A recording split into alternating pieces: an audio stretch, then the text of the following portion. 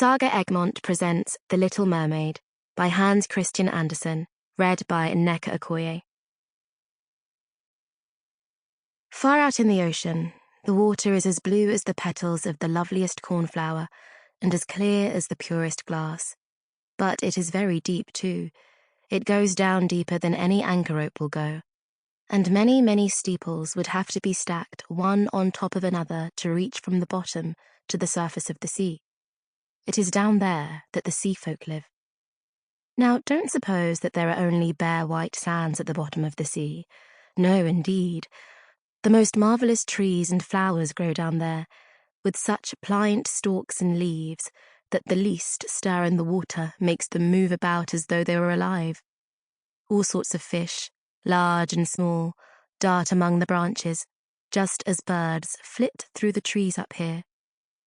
From the deepest spot in the ocean rises the palace of the Sea King. Its walls are made of coral, and its high-pointed windows of the clearest amber.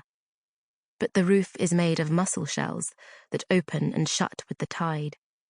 This is a wonderful sight to see, for every shell holds glistening pearls, any one of which could be the pride of a queen's crown. The Sea King down there had been a widower for years, and his old mother kept house for him. She was a clever woman, but very proud of her noble birth. Therefore she flaunted 12 oysters on her tail, while the other ladies of the court were only allowed to wear 6. Except for this, she was an altogether praiseworthy person, particularly so because she was extremely fond of her granddaughters, the little sea princesses. They were 6 lovely girls, but the youngest was the most beautiful of them all. Her skin was as soft and tender as a rose petal, and her eyes were as blue as the deep sea, but like all the others, she had no feet. Her body ended in a fishtail.